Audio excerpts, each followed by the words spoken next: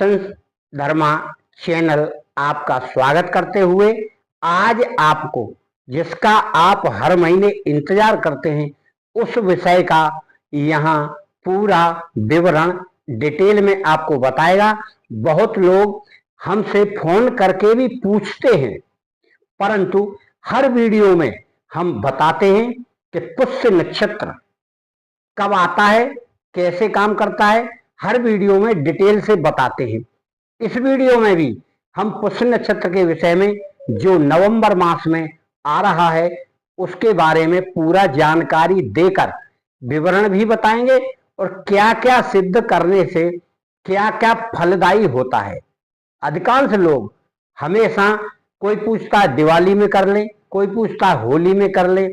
पुष्य नक्षत्र का जिसमें रवि पुष्य और गुरु पुष्य, ये दो पुष्य नक्षत्र इतने महत्वपूर्ण हैं जो उन जड़ी बूटियों को सिद्ध कर देते हैं। चाहे आप तिलक बनाएं या आप किसी मुकदमे के लिए करें या आप किसी वशीकरण के लिए करें, वह सारी जड़ी बूटियां अगर विधिवत आप ग्रहण कर लेते हैं यानी घर में ले आते हैं और उन्हें सिद्ध कर लेते हैं, सिद्ध करने के लिए आपको सीधा सीधा सा एक विधान बनाया गया है कि एक दिन पहले आपको निमंत्रण करके आना है। चावल, हल्दी, जल ले जाइए, डालिए, निमंत्रित करिए कि हे वनस्पति देव, मैं आपको निमंत्रित करके जा रहा हूं और आपका निमंत्रण है कल का, और आप मेरे घर चलकर मेरा मनोरथ पूर्ण करें। इतना करके एक परिक्रमा लगा लीजिए, हाथ जोड़ लीजिए और चले आइए। पीछे मुड़कर नहीं देखना है। यह क्रिया आपको शाम को उस समय करें जब ना तो आपको कोई टोके, ना आपकी छाया पड़े उस वृक्ष पर। ऐसा करने से आपका मनोरथ सफल होगा। इतना करने के बाद आपको दूसरे दिन, जिस दिन पुष्य नक्षत्र है, गुरु हो चाहे रवि हो, सबसे उत्तम दिन रहते हैं गुरु और रवि के, तो आप उस जड़ी बूटी को सवेरे जाइए उखाड़ने, नहा धोकर विधिवत जाइए जिससे अशुद्धि ना रहे। थोड़ा जल्दी उठेंगे, जब थोड़ा दिखाई देने लगे हल्का हल्का तभी आप निकल जाएं। और आपको कुछ नहीं ले जाना है, पानी अच्छा डाल के आएंगे तो वह जल्दी उखड़ आएगी और ज्यादा मोटा पौधा ना देखें। अब इसमें सफेद आंकड़ा और गुंजा की जड़, सफेद आंकड़े की जड़, काले धतूरे की जड़, अपामार्क की जड़, ये चार जड़ हैं, आपको बहुत ही प्रभाव दिखाती हैं। चारों जड़ धन के लिए तो महत्वपूर्ण है ही, परंतु इनमें वशीकरण की शक्ति है। गुंजा में वशीकरण की शक्ति है, अपामार्ग में वशीकरण की शक्ति है। भूत प्रेत का मामला हो तो यहां सफेद आंकड़े की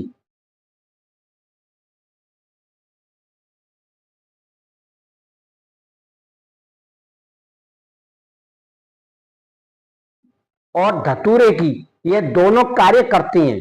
और कहीं आपको मुकदमा या कहीं ऐसी जगह जाना है जहां हमारा काम नहीं बन रहा है, तो वहां पर अपामार्क की और सफेद गुंजा की जड़ लेकर जाएं। अगर सफेद नहीं मिलती है तो आप लाल और काली गुंजा भी ला सकते हैं।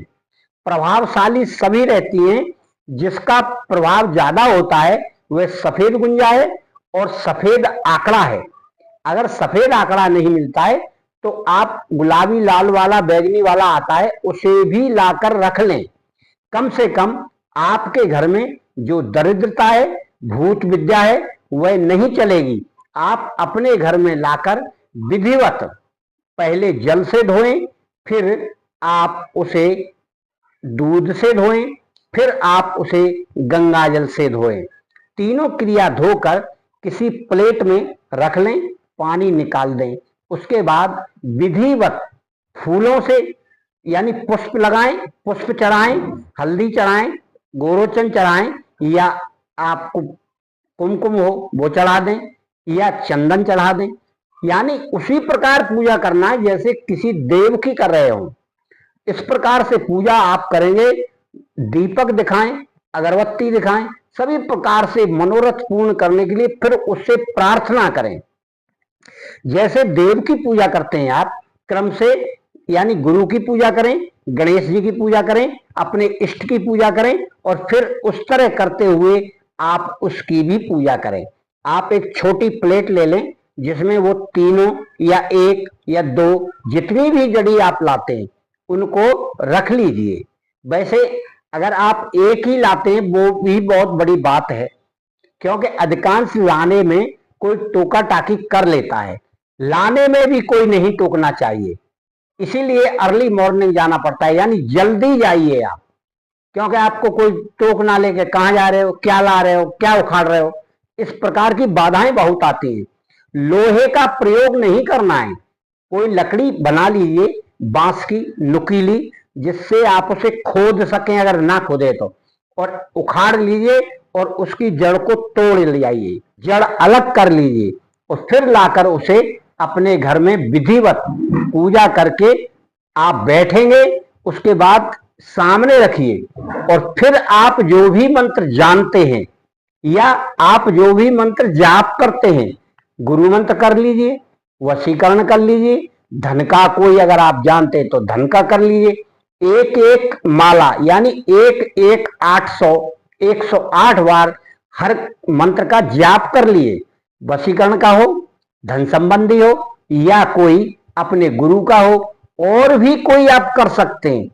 सर्व कार्य वाला भी आप कर सकते हैं, सर्व कार्य सिद्धि होती।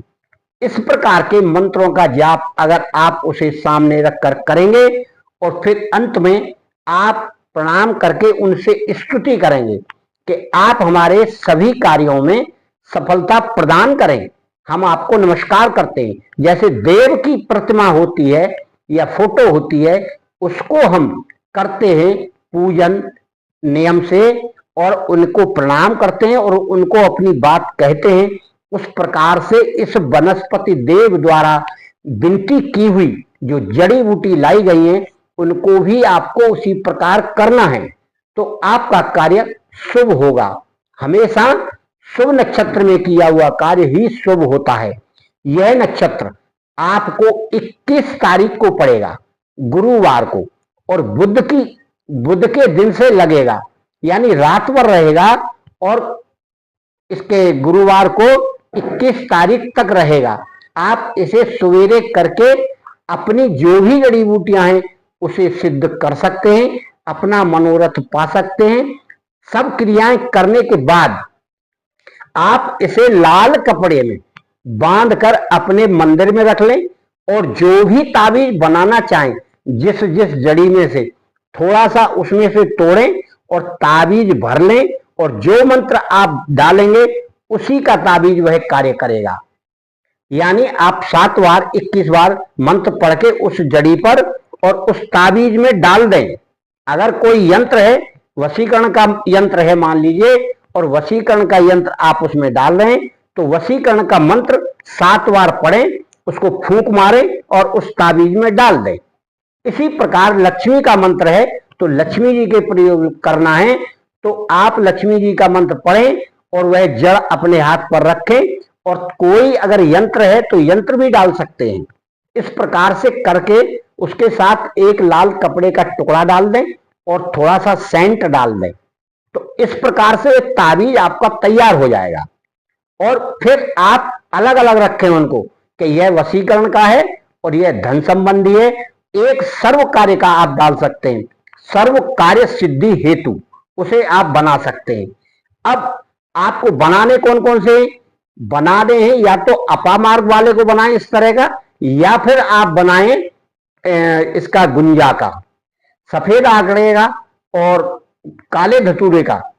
ये दोनों आप बनाइए भूत विद्या के लिए, दुश्मनों को नष्ट करने के लिए, और किसी प्रकार की बाधा ना आए उसके लिए उनका मंत्र आप पढ़ सकते हैं।